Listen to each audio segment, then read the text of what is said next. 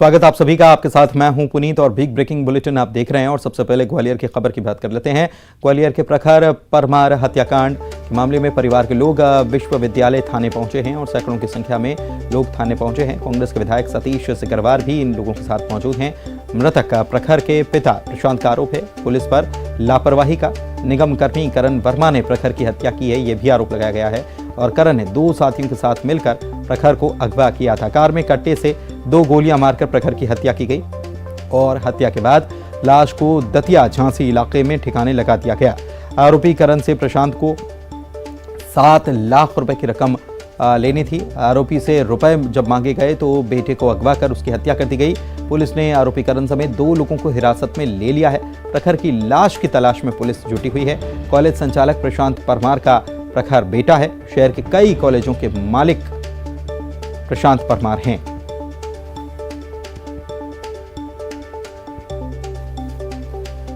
सुशील हमारे संवाददाता हमारे साथ लाइव जुड़े हुए हैं। सुशील, क्या जानकारी इस मामले को लेकर? बिल्कुल, देखिए, ग्वालियर की विश्वविद्यालय थाना पुलिस इस मामले में लगातार पड़ताल कर रही है। और जिस तरह से जो प्रशांत परमार है कॉलेज संचालक, उन्होंने पुलिस को बताया था कि उनका जो बेटा है प्रखर, वो कल नगर निगम कर्मचारी करण से अपने रुपये लेने के लिए निकला था। उसका फ़ोन आया था और उसके बाद से फिर वो नहीं लौटा। तो रात को फिर उन्हें ये सूचना मिली थी कि उसका फ़ोन बंद है और उसके बाद से लगातार पुलिस इस मामले की जांच कर रही है। जो प्रारंभिक तौर पर आरोपी को पकड़ा गया है करण को, और एक और उसका सहयोगी है। 2 लोगों ने अभी तक जो ऑफ द रिकॉर्ड ये बात सामने आई कि इन्होंने प्रखर को जो है कार में बैठाने के बाद कट्टे से 2 गोलियां मारी और उसके बाद जो है उसकी हत्या कर दी। और उसकी डेड बॉडी को संभवतः दतिया झांसी के आसपास कहीं ठिकाने लगाया है। अब पुलिस की जो 4 टीमें हैं वो लगातार सर्चिंग कर रही है। जो बताया जा रहा है कि प्रखर का जो शव है उसकी तलाश कर रही है।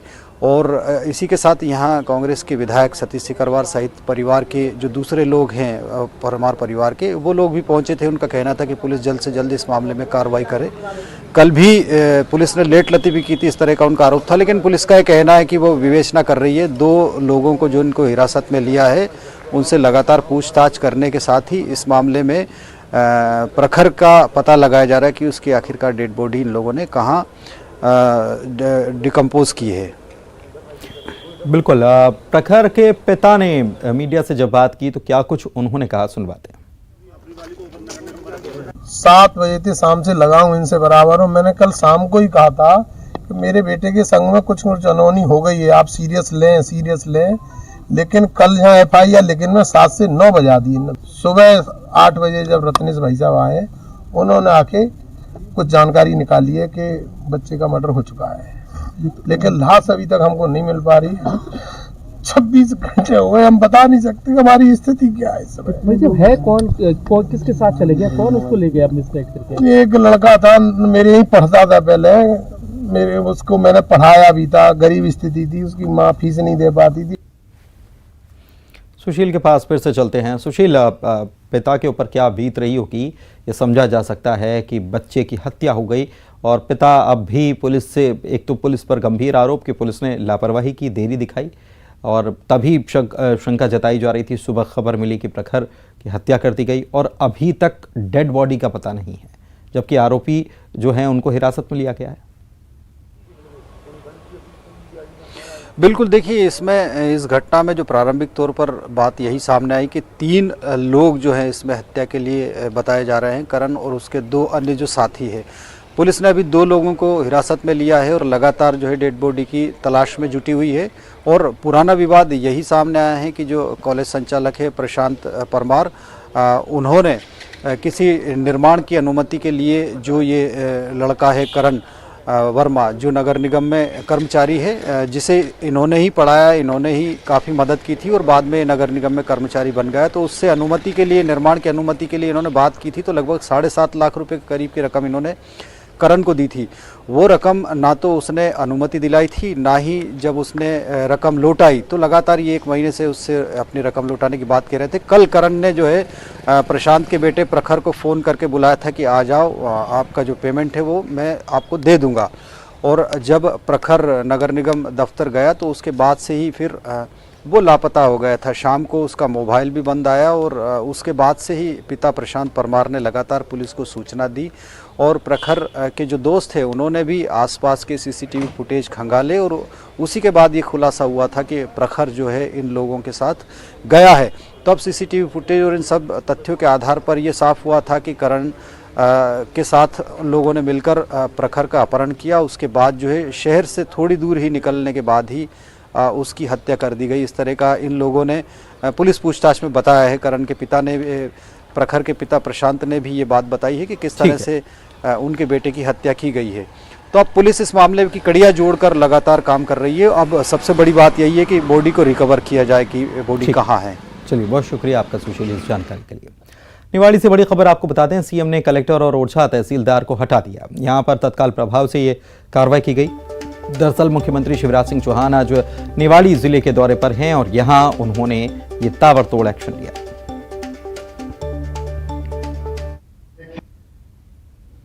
देखो भाई, मैं किसी का अपमान नहीं करता।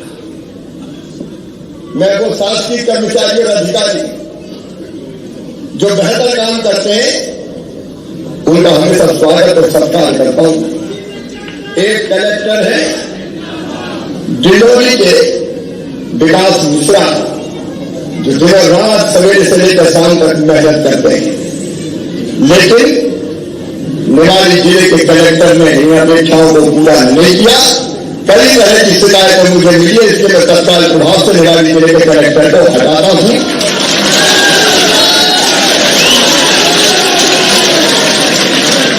राजनीति में अगर हम सेवक हैं तो जनता की सेवा के लिए है।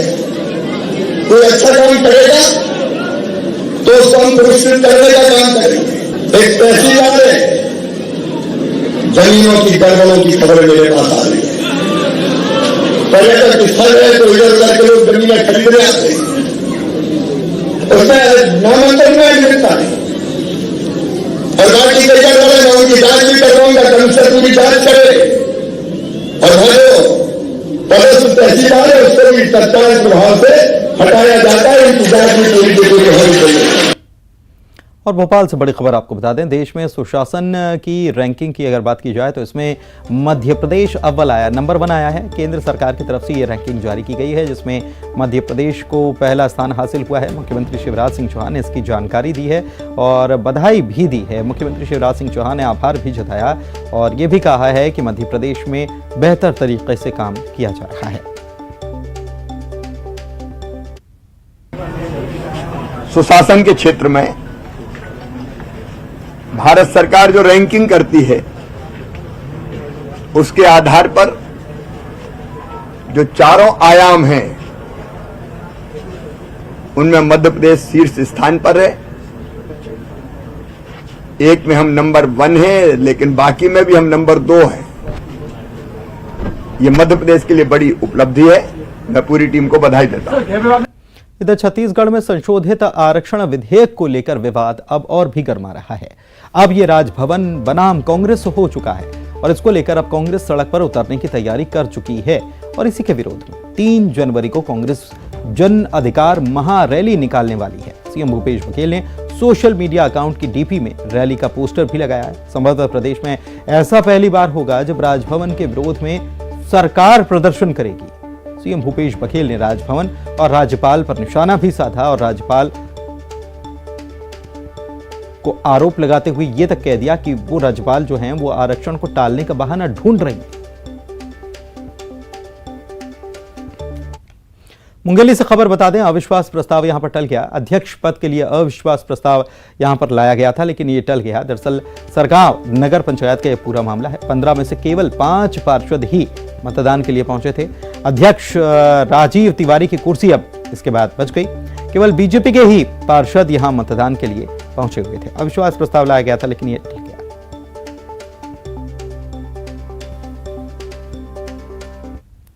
और भिलाई से खबर बता दें, जहां पर बड़ी खबर यह आई कि कचरे से भरा हुआ एक डंपर जो है घर में जा घुसा। जी हां, घर वाले बाल बाल बचे हैं और एक बड़ा हादसा टल गया। ये सेक्टर 2 के मकान में घटना हुई है। 15A की यह घटना है। मकान नंबर 15A भिलाई नगर निगम का यह डंपर बताया जाता है और घर के अंदर जो कार खड़ी थी वो भी इससे क्षतिग्रस्त हो गई। भिलाई भट्टी पुलिस मौके पर पहुंची इस पूरी खबर के सामने आने के बाद। ये डंपर है नगर निगम का और इसमें कचरा भरा हुआ था और ये सीधा जाके एक घर में जा घुसा। घर वाले बाल बच गए, लेकिन अंदर जो कार खड़ी थी शेड में, वो कुछ शेड को भी नुकसान हुआ है और कार जो खड़ी थी वो भी क्षतिग्रस्त हो गई। सेक्टर 2 में मकान नंबर 15A ये है, हाउस नंबर 15A, यहाँ पर ये घटना हुई है। घर के अंदर कार खड़ी थी, क्षतिग्रस्त हो गई, लोग भी बाल बच गए। एक बड़ा हादसा हो सकता था। समझिए कि रफ्तार से भरा हुआ एक जो डंपर है वो तेजी के साथ किसी के घर में अचानक से घुस जाए तो क्या स्थिति बनेगी, क्या तस्वीर बनेगी। और यहीं आपाधापी मच गई अचानक से। नगर पालिका निगम का ये डंपर बताया जाता है और कचरा इसमें लदा हुआ था। मिथिलेश हमारे संवाददाता भिलाई से जुड़े हुए हैं। मिथिलेश, ये डंपर अनियंत्रित हो गया या क्या वजह थी जो ये सीधे घर में जा घुसा? देखिए पुनीत, ये पूरा मामला जो है वो भिलाई के सेक्टर 2 का है, जहां पर नगर निगम भिलाई का एक डंपर जो था वो कचरे का कलेक्शन करने के बाद में वो टर्न कर रहा था ट्रक को, लेकिन वो अनियंत्रित हो गया और वो पीछे बैक करते करते वो एक घर की दीवार को तोड़ते हुए अंदर घुस गया, जिस वजह से अंदर जो एक शेड बना हुआ था वहां पर कार रखी हुई थी, वो कार भी क्षतिग्रस्त हो गई और शेड जो है भड़ाकर गिर गया। गनीमत ये रही कि उसके नीचे कोई नहीं आया, अन्यथा एक बड़ी घटना हो सकती थी। कोई जान माल का नुकसान नहीं हुआ है, लेकिन एक बड़ी लापरवाही इसमें जरूर सामने आई है। फिलहाल मौके पर पुलिस पहुंच गई है। नुकसान के बारे में क्या है? नुकसान के बारे में क्या जानकारी? देखिए, नुकसान ये है कि घर के अंदर जो कार रखी हुई थी वो काफी क्षतिग्रस्त हुई है। दुपहिया वाहन है वो भी क्षतिग्रस्त हुआ था और टिन शीट जो रखा हुआ था दीवार मुआवजा मिलेगा? हो गई। और देखिए यही बात है, अब सब वो किस तरह से क्लेम करते हैं और क्या नगर निगम के डंपर चालक की सीधे सीधे इसमें लापरवाही सामने आई है, तो निश्चित रूप से एक लापरवाही का ये नतीजा कहा जा सकता है। चलिए ठीक है, बहुत शुक्रिया मिथिलेश आपका जानकारी के लिए। उज्जैन से बड़ी खबर आपको बता दें, बड़ा हादसा यहां पर टल गया। बीच चौराहे पर कचरा गाड़ी में आग लग गई और अचानक ये जो घटना हुई इससे अफरा तफरी मच गई। और कितनी बड़ी आग लगी ये समझा जा सकता है कि बीच चौराहे पर अगर कचरा गाड़ी में आग लग जाए तो फिर जाहिर सी बात है कि लोगों में आपाधापी अफरा तफरी मचनी स्वाभाविक है। देखिए तस्वीरें भी आ गई हैं। गाड़ी के ड्राइवर ने सजगता से बाहर निकलकर अपनी जान बचाई और बताया ये जा रहा है कि शॉर्ट सर्किट की वजह से आग लग गई और इसके बाद कचरा चूंकि इसमें भरा हुआ था तो आग उसने पकड़ ली और धुआं कर चलने लगा। ड्राइवर ने अपनी जान बचाई। हादसे का सीसीटीवी फुटेज आप देख रहे हैं, जो ये नजर आ रहा है आपके टीवी स्क्रीन पर कि धूं कर ये कचरा गाड़ी चलने लगी। इधर बिलासपुर से खबर है, अधेड़ ने यहां पर फांसी लगाकर खुदकुशी कर ली। खेत के पास पेड़ में फांसी लगा ली। सांताल गांव का ये पूरा मामला है। हेरे पुलिस पूरे मामले की जांच में जुटी हुई है।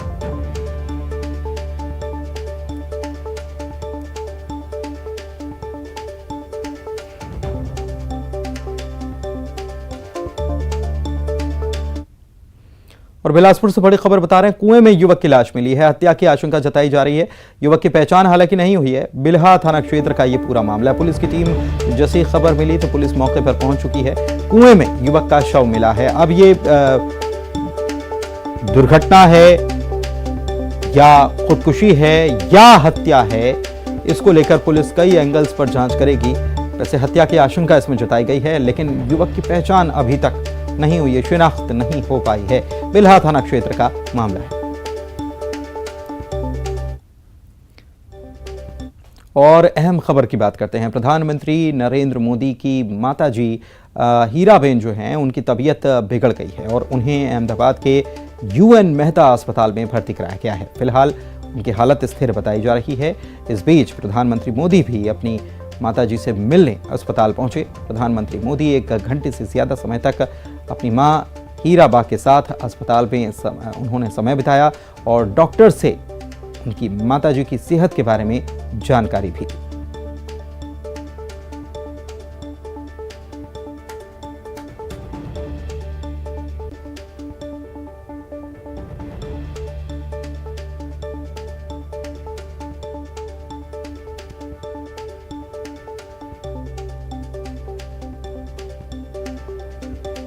तो 1 घंटे तक अस्पताल में ही प्रधानमंत्री रहे और अपनी माताजी के स्वास्थ्य के बारे में जानकारी ली। डॉक्टर से बातचीत भी की। डॉक्टर्स ने भी उनकी हालत क्या है इसके बारे में प्रधानमंत्री को जानकारी दी है। डिंडौरी से खबर आपको बता दें, पुलिस वाले के साथ मारपीट हो गई और ये मारपीट की है ग्रामीणों ने। ग्राम पंचायत कार्यालय के सामने ही ये पूरी मारपीट की घटना हुई है और मारपीट का एक वीडियो भी बनाया गया जो सामने आया है। पुलिस वाले को पीटते हुए ये लोग नजर आ रहे हैं।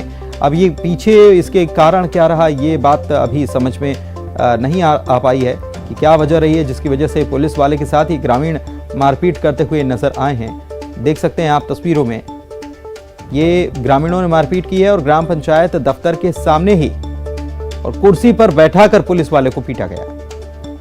ग्राम पंचायत का कार्यालय जो है उसके सामने ये पूरी मारपीट हुई और इसका वीडियो जो है वो बना लिया गया, उसका वीडियो सामने आया। देखिए ये तस्वीरें, कुर्सी पर बैठाकर पुलिसकर्मी के साथ मारपीट की गई। हालांकि कुछ लोगों ने बीच बचाव भी करने की कोशिश की।